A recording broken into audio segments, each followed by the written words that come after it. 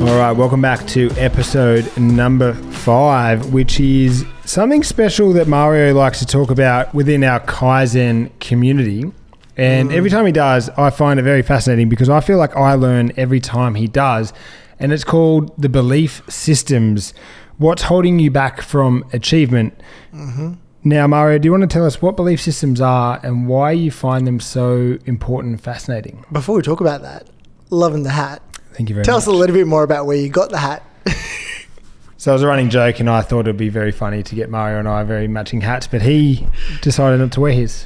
I didn't want to wear mine because my head's so gigantic that hats emphasize how big my head is. What does it make you look like?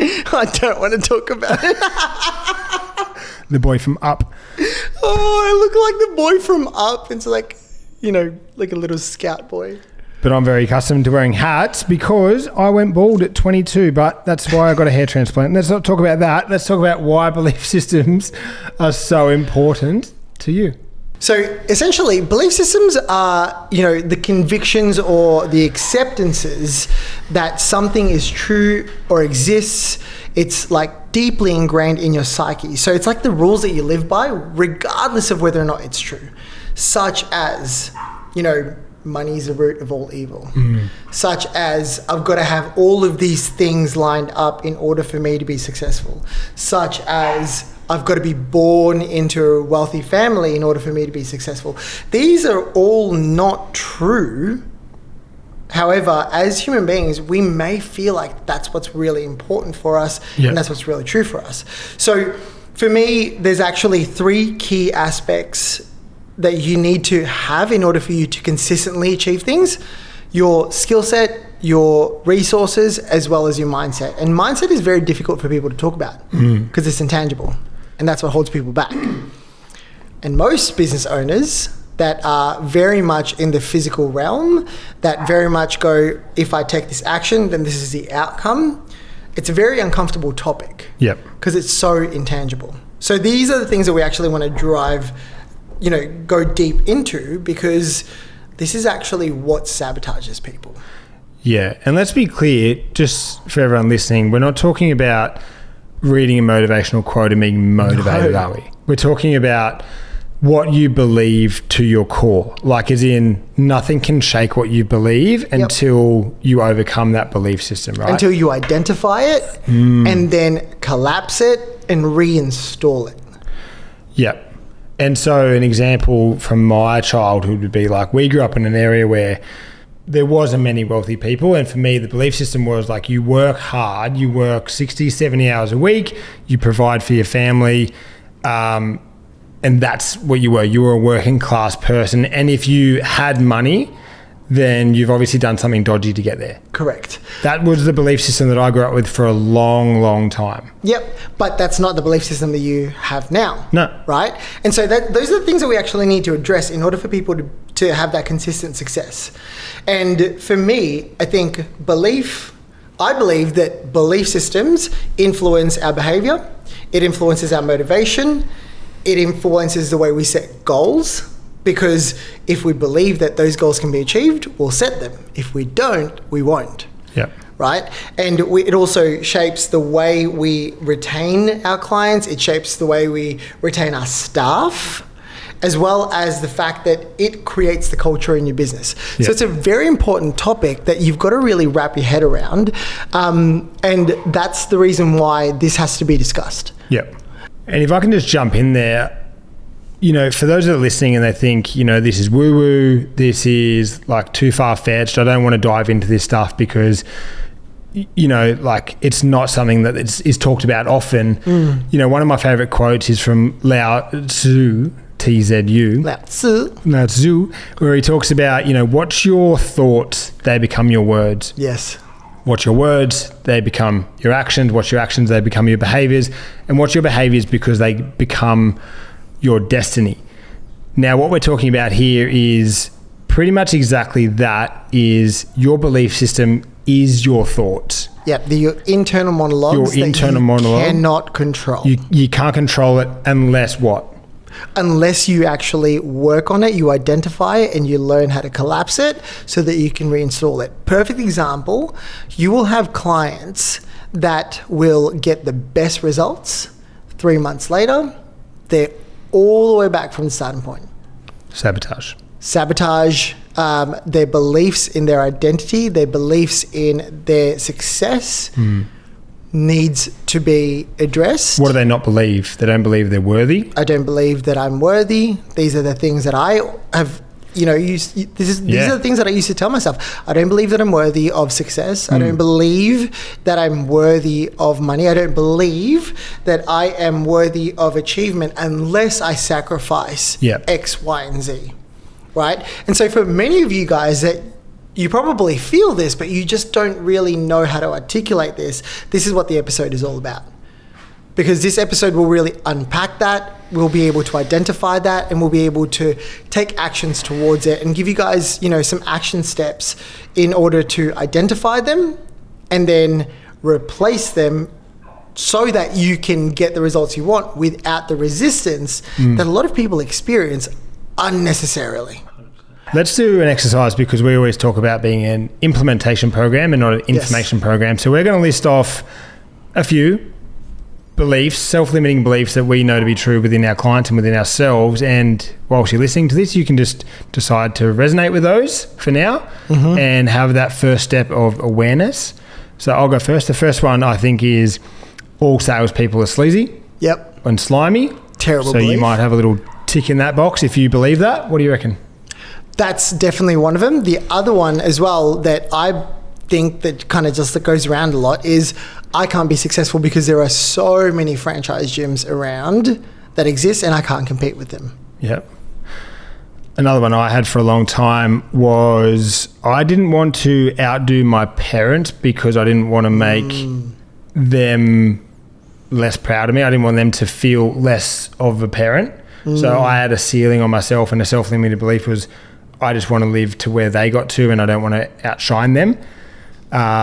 So for those listening with very high hopes but you feel uncomfortable around that scenario, that could be a self-limiting belief that you can't outshine your parents. Fun fact, if people have that belief, most people cannot go beyond double the amount of income that their parents have.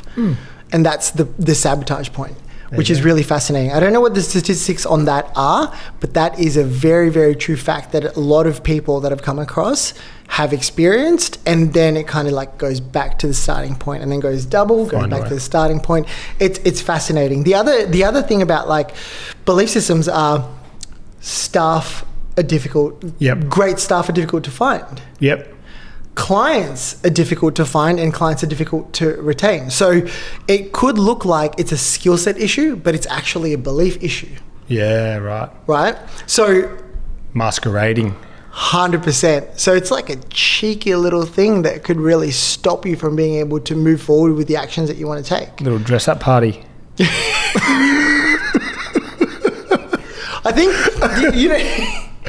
the other things that we actually probably want to talk about is the belief statements that our clients give us. So, for example, if you're a fitness client, you probably hear things like, I'm too busy for exercise, or my family are more important than training, which could come up as rules and regulations that you have, but really that's a belief system. Because if you challenge that, if you truly challenge that, you can go, well, if they are really important for you, then your health and fitness should be the number one priority for you to provide, right? I think that's a great point, and we've always talked about this as well, is being we talk about becoming your own performance coach, right? So because you're so unconsciously competent at what you do as a personal trainer, listening to this, if you are, or whatever job you do, you're so good and you whinge about your clients' self-limiting beliefs because you've already overcome them, and that's why you're in the position that you're in. Or never had them. Or never had them, true. Same for us, right? So it's easy for us to be here in a position of being a business coach, being here's all of our clients' problems that they don't see. So it's easy for us to see them because we've overcome those belief systems, or we never had them to start with. Correct. So the fastest way to overcome a belief system is to put yourself in the shoes of, if you were giving yourself your own advice, what belief systems would you tell yourself to overcome? Exactly. So I think for you to be able to overcome them, there are two things that you need to identify. what is the limiting belief? So that's category 1. And then what is the empowering belief that you want to replace it with? Because you want to know the starting point, you want to know the outcome, and then you want to bridge the gap. Yep. Bridging the gap is where it's difficult because you have to have different strategies depending on what that belief system is. Because when it comes to belief systems, there could be, very simple belief systems such as I should train every day. That's easy to overcome because it's not really deeply ingrained into your daily life.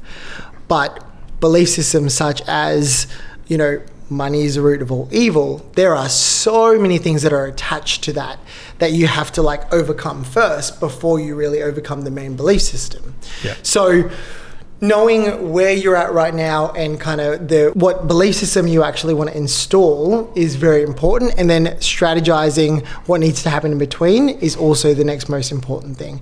So I think that you do this really well. You know how to reframe really well, and you do this unconsciously. So I kind of want to talk about that. You're great. Some people may think that you argue well, but I actually think that you know how to reframe well. You know how to go, okay, well, that's not really the problem. I see it as this. I see it as an opportunity. And you will do whatever it takes to make sure that someone understands that that's an opportunity and then work towards that, right? That's a skill that you've learned. And so perhaps maybe we should talk about, how that's effective from a business perspective, why you should learn to reframe, how that would affect your staff, how would that affect your results. What's your thoughts on that? And this is what I've found hard over the years for coaching is, and I've got to reverse engineer this a lot, whereas other people have gone through the overcoming of the self-limiting beliefs and then they've obviously got the strategies firsthand. Me, on the other hand, I'm I just do things like you said, is reframing just comes naturally to me. I've always sort of been in that position. So for those that are listening that have been, the school captain, the cricket captain, the footy captain, whatever you were, if you were the leader of the team, you've probably just done this unconsciously since you were younger. And now I'm in a position of needing to reverse engineer that. Yeah. If you weren't in that position of being that leader naturally, then you probably need to start to figure out those skills of overcoming that unconscious level of belief system. Yeah. It was just always, I like challenges because, like you said, I'm not there to argue. I'm just there to provide a different perspective. Yes. And I'm so confident that we will find a solution. Yep. I'm not trying to tell you you're wrong. I'm just trying to tell you that we haven't thought of everything. Yep. And that's just deep rooted in me. Like you said, some people don't think of it. And the way you want to think of that is if you're listening to this and you're a personal trainer, a lot of belief systems stem around nutrition isn't necessary to get client results. A lot of people steer away from that. Belief system being a lot of personal trainers already look quite good. They already have a six pack, they already have really good physiques, and they're already quite fit. And they tell their clients, you don't need to worry about food, just eat well and move more, and you will look the way you want to look. That's a belief system they've come up with because they didn't ever need to overcome that belief system, right? Yep. Tell that to a client who's 40 kilos overweight and listen to them go, well, where's the bridge for that gap? Because I understand the concept, but right now I need to have some strategies. It's the same reason that if you came to us and we say to you, don't worry about marketing, just go and get more leads. Yep. Great move, dickhead. How do I get more leads? You need to sort of always take that one step ahead and go, how come I know this but other people don't, if you want to be an effective coach? Let's actually add to that, because I think that from a marketing perspective, the most effective marketing are actually people that know how to shift beliefs. Not provide the strategies, but shift beliefs first, then provide strategies. So from a fitness perspective, both in marketing and sales, what are the belief shifts that we probably want to provide our audiences, and what do we want to do to kind of reframe them? So, for me, one of the things that I think needs to be reframed is our relationship to food. We've spoken about that. Most people believe that unless you've got a lot of money, you cannot have a healthy lifestyle, right? So to shift that, what do you think gym owners need to market, teach their audience? I think there's some great people out there doing it at the moment and have been doing it for years, and probably some people that we look up to a lot is your Keegans back in the day. He was he was so confident in his belief system that he changed so many minds of like, this is how you can live. And I think I was one of those people that was changed by that of like, you know, holy shit, like this guy is preaching from the fucking grandstand of you can have a better life. Like you can change your food, you can change your movement, you can change your life, you can run a 7-figure, 8-figure business. And I was like, I didn't even know that. So the first stage was like someone just telling you that it's possible. Yeah. Having awareness. Having the awareness, right? So then you can have the decision to change it. People doing it now is obviously really well. He's one of our clients, John. He's you know, changing a lot of people's minds around. Second shout out for John. Yeah, he gets a lot. He's doing well. He's very consistent with that belief system, and it's very authentic. You can see from what he says every single day that he believes, he's confident that he can change people's lives, and it's very attractive for a lot of people. Speaking of, I think it's really interesting that even if you've got belief systems out of place, regardless of what you say, people will pick up on that incongruency and inauthentic communication. So again, another reason why people need to learn that. So having awareness of the belief system that's no longer serving you, understanding it and deconstructing it is really important. I think the other aspect of it as well is that making sure that you know how to reframe it, or having a different perspective of someone that has reframed it. So perfect example from a fitness perspective, if you're someone that actually is unhealthy and have belief systems that you've identified that no longer serves you, fastest way to do it is go work with someone that has the complete opposite belief systems. Yeah, changes your mind. Same goes for fitness businesses. You know, for me, I had major belief systems when it comes to money, success, achievement, serving people. So what do? Partner up with Brando, you know, because I know that he has the belief systems that I know that I want to install, so that, you know, by the power of osmosis, it allows me to really install that into my mind as well. So I think that that's so effective from a community perspective. This is the reason why more people succeed in a group environment than they would individually. I think that that's going to be really powerful from a, you know, mentoring perspective, because a lot of our clients succeed when they're seeing other people succeed as well. And so that's super important. And the final aspect of it as well is like integration on a daily basis. If you go into an environment where there are people that believe a specific set of rules, but then you go back home and they believe a specific set of rules, there's a bit of a challenge and a friction that happens there. And so you either succumb to the new belief systems that you want to install and have to reject the other belief systems, or retract back into, you know, what the old environment actually is, and then have to cancel out the new environment. Here's a scenario for you, and most of you listening have probably done this before. Ready? You grow up in a family where you just, like, your environment shapes everything, right? So you've spent 20 years, however old you are now, with your family, and then you start hearing about these little concepts from influencers on social media, and you're like, hey, I don't actually mind that topic. I think that's quite a cool thing. I resonate a little bit with that. This person puts on a retreat, a 7-day retreat. You go to Bali, you go to Byron Bay, and you go, fuck yeah, this is sick. This is my chance to immerse myself in this person's mindset, the knowledge, the environment, and I want to try and shift my identity towards that. Whether you use that terminology in your head right now or not, that's what you're doing. You go there, you have a great fucking time, you meet people who are all on your wavelength, and you go, this is sick. This is what I want to do forever. Yeah. You go home and you go back to a family barbecue, and the first thing that happens is you bring up what happened on that retreat, and guess who shuts you down? Your family. The first people, the people closest to you, you've got a great idea, and they shut you down because it opposes their identity, and now you've got and their that belief systems. You know, Robert Frost, the road they've travelled by. Which way do you want to go? Do you want to go back to your family where it's safe? Yes. And you've always felt that way? Or do you want to go down this new road, which is unsafe, uncharted territory, but you know it resonates with you on your belief system? This is what, you know, diverges most people. Yep. And this is what you've got to decide on is, I think if you keep having that information whacked in your face, eventually it's going to break you down. Yep. But the first stage is having that first mentor, that first person that shows you that there is a different way. Get clear on your outcome. Know who you need to be to maintain and achieve that outcome. know the belief systems that actually need to support that outcome, and then take the actions. Funnily enough, this is actually the basis of be, do, have. Belief systems are inside the be aspect.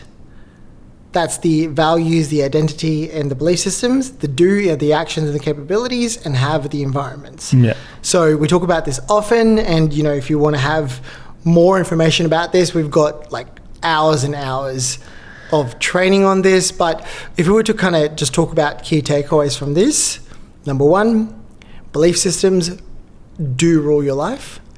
And if you've got limiting beliefs that are against the outcome that you want to have, there's going to be friction there. Always. So you need to have awareness of it, you need to be able to identify it, and you need to be able to know what you want to replace it with. Once you replace that, then the next step is to be able to reframe and anchor so that you can work towards it and kind of clear things out and take the action to keep supporting that. We talk about Maslow's hierarchy, isn't it? Is it the change of... Logical levels of change? Logical levels of change, yeah. So Yep, by Robert Dilts. That's why you're here. Robert Dilts. Where ultimately, so the ultimate outcome is you want your identity to change, right? And that's the identity statements are things like I am or I have. Yep. Right? So the first thing you want to start noticing is your language. If you're someone that says to yourself, I wish I could never... Yep.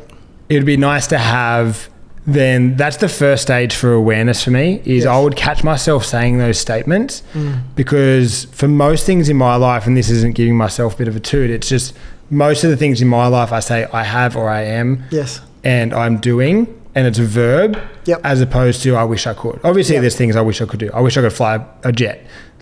It's funny because you're working towards that. We're working towards it. And if I did, I could probably be a bit more confident and arrogant in saying I'm a person who has the capacity to fly jets. Yes. Is the statement I would change it to because it is just a capacity to have the skills of. You can really shape your language and your thoughts around I wish I could to I'm the person who could figure that out. And I think that's probably the biggest thing that I would give people in changing their beliefs is first of all, find people that resonate with your wavelength. Yes. Because wavelength is belief system. And the second thing is actually start talking like someone who could figure it out. Absolutely. Your language will shape your world. It goes both ways. What you say is a representation of your brain, and what you say also shapes your brain and shapes your identity. So there you have it. That's a very deep conversation from a podcast perspective, but I think it needs to be addressed because not enough people talk about it, not enough people recognize it and respect how important it is to shift those belief systems.